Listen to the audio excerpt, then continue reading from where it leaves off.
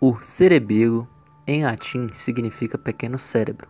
Fica situado dorsalmente ao bulbo e à ponte, contribuindo para a formação do quarto ventrículo. É bastante semelhante ao cérebro, com córtex de substância cinzenta envolvendo substância branca, que possui núcleos de substância cinzenta. O cerebelo repousa sobre a fossa cerebelar do osso occipital e está separado do lobo occipital do cérebro por uma prega da dura mater denominada tenda do cerebelo. O cerebelo liga-se à medula e ao bulbo pelo pendúculo cerebelar inferior e à ponte, e ao mesencéfalo pelos pendúculos cerebelares médio e superior, respectivamente. O cerebelo é importante para a manutenção da postura, equilíbrio, coordenação dos movimentos e aprendizagem de habilidades motoras. Embora tenha fundamentalmente funções motoras, estudos recentes demonstraram que o cerebelo está envolvido em algumas funções cognitivas, as quais serão abordadas mais adiante. O cerebelo é dividido em 3 camadas, da mais externa para a interior, molecular, de células Purkinje e granular. A mais importante é a das células de Purkinje, que tem dendritos altamente ramificados na camada molecular e um axônio que inibe os nucleolos centrais do cerebelo. A camada molecular possui células estreladas e células em cesto que fazem sinapses com as células de Purkinje.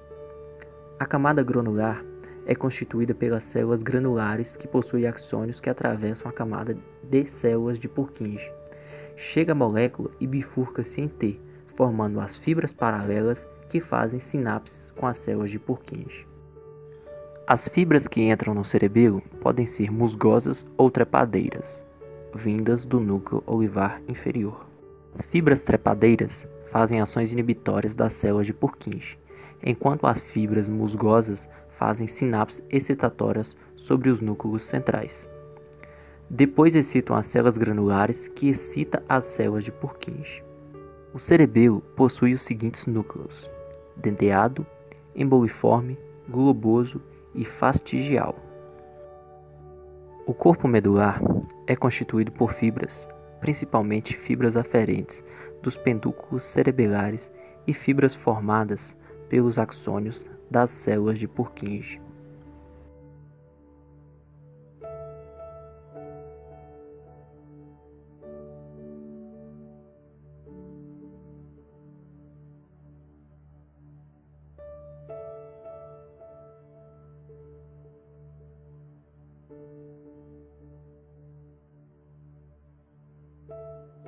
Vestíbulo cerebelo.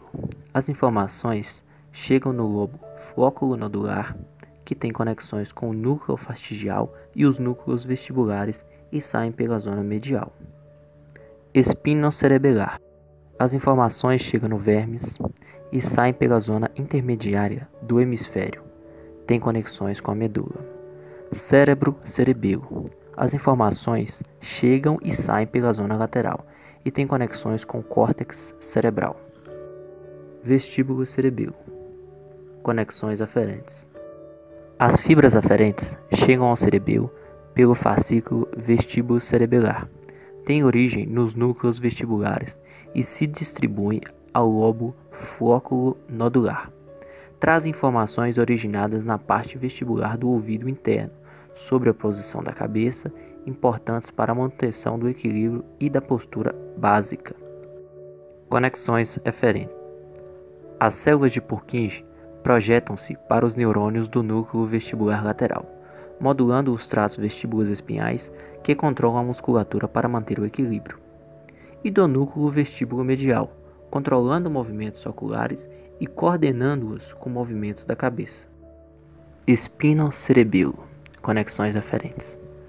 São representadas principalmente pelos tratos espinocerebelares anterior, entra pelo pendúculo superior, que levam propriocepção inconsciente, o que lhe permite avaliar o grau de contração dos músculos, a tensão nas cápsulas articulares e nos tendões, assim como o trato espinocerebelar posterior, que permite aferir posições e velocidade no movimento das partes do corpo.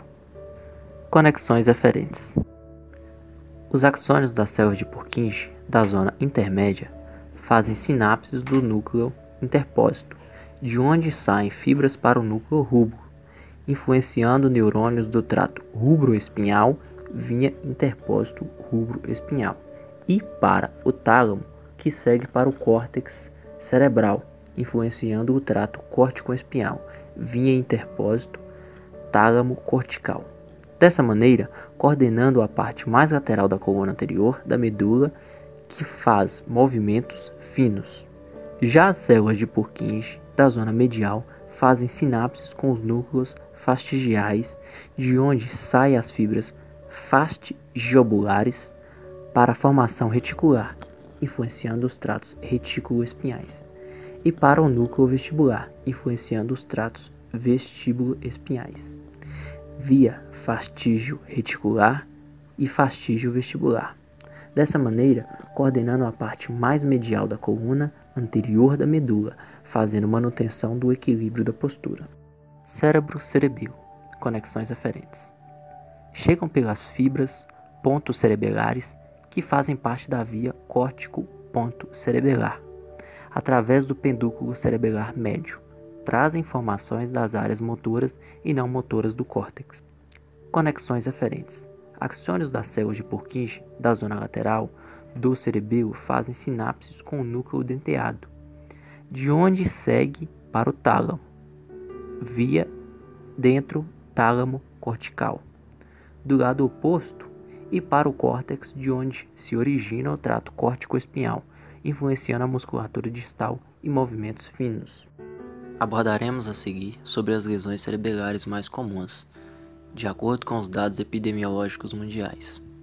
O conhecimento dessas lesões é de suma importância para a prática médica. A palavra ataxia significa incapacidade de coordenação e é usada para designar os sintomas de diversas condições neurológicas degenerativas do sistema nervoso. Ataxia, termo que vem do grego ataxis, e significa incapacidade de coordenação. É a palavra utilizada para designar o grupo de sintomas de uma doença subjacente. Não é o nome de uma doença específica ou mesmo um diagnóstico.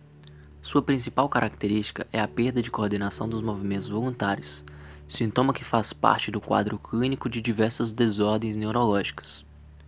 O diagnóstico se baseia na avaliação clínica, física e neurológica do paciente, no levantamento da história pessoal e familiar da doença e na idade do início dos sintomas.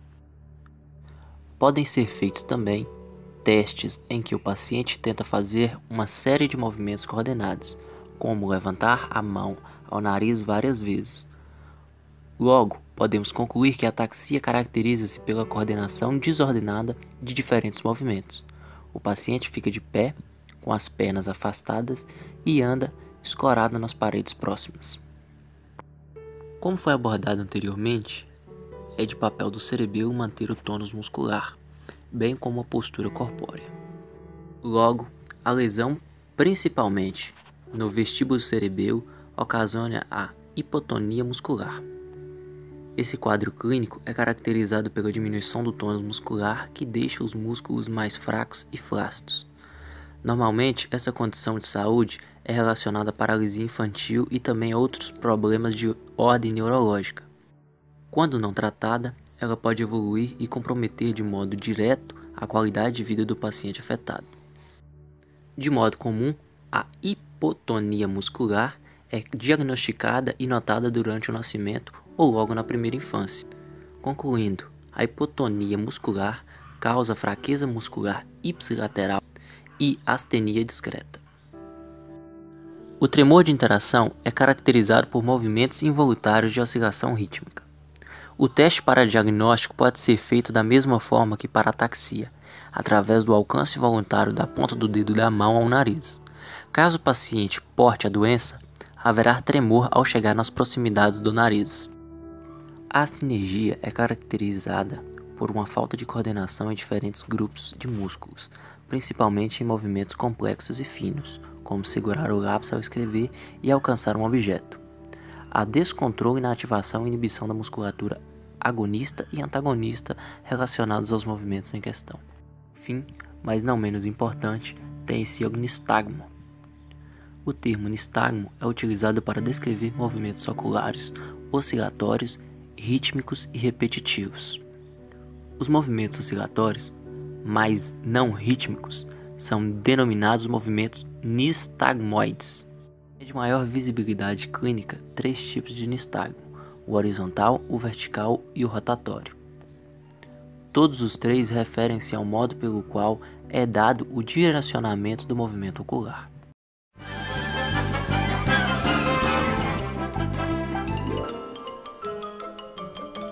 Isso é tudo, pessoal.